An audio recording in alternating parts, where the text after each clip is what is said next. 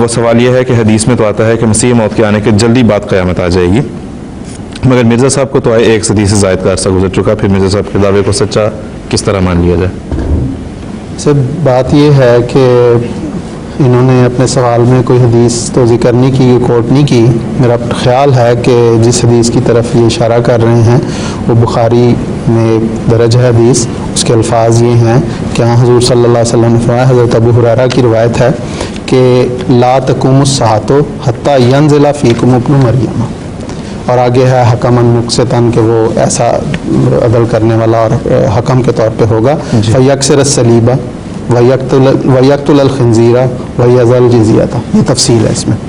تو یہ حدیث ہے، اس میں دراصل الساعت کا لفظ استعمال ہوا ہے، ٹھیک ہے، کہ اس وقت تک ساعت قائم نہیں ہوگی جب تک کہ مسیح نہیں آ جاتے. اب دیکھنے کی بات یہ ہے کہ الساعت کا کیا مطلب ہے. جو سوال کرنے والے نے الساعت سے مراد صرف قیامت لے لی ہے تو یہ بڑی زیادتی ہے، کیونکہ قرآن کریم نے اور احادیث نے الساعت کا لفظ مختلف معنی میں استعمال کیا ہے. چنانچہ جب ہم قرآن کریم کی طرف نظر ڈالتے ہیں تو سورۃ اعراف، سورۃ نحل، سورۃ احزاب، سورۃ شورى، ایک ترتیب کے ساتھ قرآن کریم میں الساعت کا لفظ استعمال ہوا ہے. اور اس میں اللہ تعالیٰ نے جب بھی حضور صلی اللہ علیہ وسلم سے کسی نے سوال کیا تو اس کا یہی جواب ہے کہ اس کا علم اللہ تعالیٰ کے پاس ہے. اور جہاں تک یعنی قیامت کبریٰ کا تعلق ہے تو یہ ہے. تو جہاں تک اس کے ان معنی کا تعلق ہے تو قرآن کریم میں ایک آیت میں پیش کرتا ہوں. قرآن کریم میں اللہ تعالیٰ فرماتا ہے اقتربت الساعة وانشق القمر، اور اس سے پہلی ایک صورت ہے سورۃ محمد، اس میں اللہ تعالیٰ فرماتا ہے فَهَلْ يَنظُرُونَ إِلَّا السَّاعَةَ أَن تَأْتِيَهُمْ بَغْتَةً فَقَدْ جَاءَ أَشْرَاطُهَا فَأَنَّىٰ لَهُمْ إِذَا جَاءَتْهُمْ ذِكْرَاهُمْ، کہ کیا وہ الساعت کا انتظار کر رہے ہیں کہ ان پر اچانک آ جائے، حالانکہ اس کی علامتیں ظاہر ہو چکی ہیں. ٹھیک ہے، اور جب وہ اس کی علامتیں ظاہر ہو گئی ہیں تو اس وقت ان کا اس کو یاد کرنا، اس سے نصیحت پکڑنا ان کو اس کی کوئی فائدہ نہیں دے گا. تو یہ ہے اللہ تعالیٰ نے پہلے اقتربت الساعة وانشق القمر سے پہلے الساعت کو ان معنوں میں استعمال کیا کہ اب وہ گھڑی آ گئی ہے. اور جہاں تک شق قمر کا، چاند کے دو ٹکڑے ہونے کا واقعہ ہے، تو اگر ہم تاریخ کا مطالعہ کرتے ہیں تو یہ غالباً 10 نبوی کا واقعہ ہے، جب حضور صلی اللہ علیہ وسلم شیب ابی طالب میں جب معصور کر دیا گیا تھا. تو اس وقت اللہ تعالیٰ یہ الہام فرماتا ہے، یہ قرآن کریم کی آیت نازل ہوتی ہے اقتربت الساعة وانشق القمر، کہ ساعت بالکل قریب آ گئی ہے اور اس کی نشانی یہ ہے، اس کی ایک علامت یہ ہے کہ چاند 2 ٹکڑے ہو گئے. اب اس کے بعد اب ہم جب دیکھتے ہیں تو حضور صلی اللہ علیہ وسلم کا دراصل ایک عظیم الشان انقلاب شروع ہوتا ہے کہ اس کے فوراً بعد جو وہ معصوریت کا زمانہ ہے وہ ختم ہوتا ہے. اللہ تعالیٰ کے مختلف نشان ہیں اس میں بھی. اس کے بعد ہجرت مدینہ ہوتی ہے، فتح جنگ بدر ہوتی ہے، اس کے بعد پھر صلح حدیبیہ کا، پھر فتح مکہ ہوتا ہے. تو یہ چند سالوں میں اس کے بعد اللہ تعالیٰ ایک عظیم الشان انقلاب برپا کر رہا ہے. تو یہ ہے الساعت کا ایک مطلب.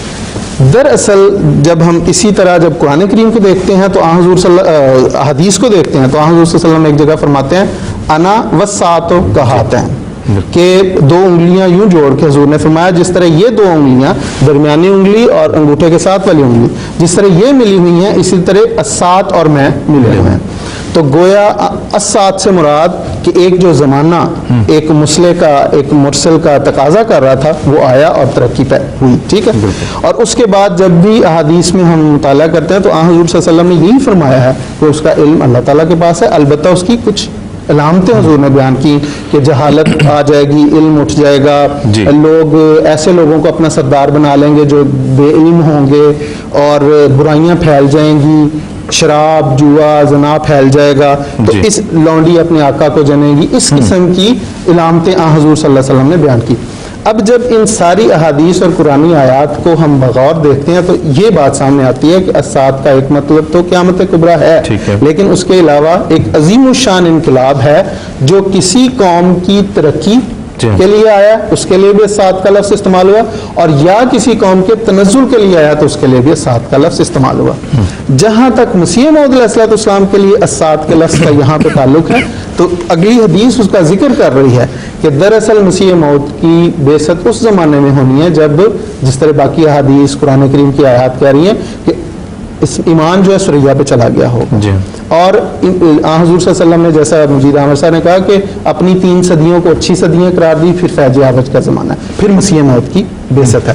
تو فیض عوج کے زمانے میں دراصل وہ علامتیں پوری ہوئیں کہ ایسے لونڈیوں نے اپنے آقاؤں کو جنا, برائیاں پھیل گئیں, ہر طرف افراتفری ہو گئی, تو مسیح موعود اور ایمان سریا پہ چلا گیا. آپ صلی اللہ نے فرمایا لم یبق من الاسلام الا اسمہ ولم یبق من القرآن الا رسمہ. ٹھیک ہے, اور ان کے علماء کو شر و من تحت عدیم السماء قرار دیا, مساجدوں کو کہا کہ وہ ویران ہوں گی. ٹھیک ہے, تو یہ ساری چیزیں بتاتی ہیں کہ یہ ساتھ جو ہے دراصل امت مسلمہ کی تنزل کی ساتھ تھی, اور اس کے بعد حضرت مسیح علیہ السلام کی ساتھ جو ہے وہ دراصل اسلام کے ایک نئے تر و تازہ دور کی ساتھ ہے, اور اسی کے لیے کہا کہ وہ صلیب توڑے گا, خنزیر کو قتل کرے گا, جو جنگیں ختم کر دے گا. تو یہ چیزیں ہیں, یہ دراصل ساتھ ہے. اور آپ دیکھتے ہیں کہ مسیح موعود علیہ السلام تشریف لائے اور کس طرح عیسائیت پیٹ پھیر کے بھاگ گئی اور اسلام کی تر و تازگی کا نیا زمانہ شروع ہوا.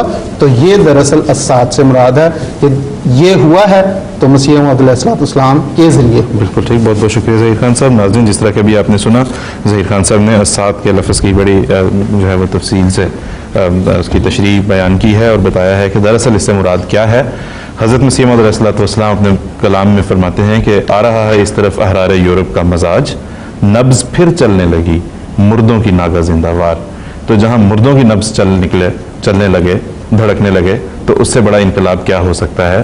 تو حضرت مسیح موعود علیہ السلام کی تو بعثت کا مقصد ہی یہ ہے کہ اسلام اور اللہ تعالیٰ کی توحید کا جو ہے وہ بول بالا ہو. تو آپ کے آنے سے جو ہے وہ اسلام کے پیغام کو ہم نے دنیا کے کناروں تک پہنچتے دیکھا, اور اس کے نتیجے میں جو ہے وہ احرار یورپ اور کیا امریکہ اور کیا آسٹریلیا, ہر جگہ پر ہم نے دیکھا کہ اس پیغام کے ذریعے سے ان مردہ روحوں میں جان پر, مردہ جسموں میں اور مردہ لوگوں میں جان پڑنے لگی جو دراصل خدا کے تصور ہی سے انکار کر بیٹھے تھے.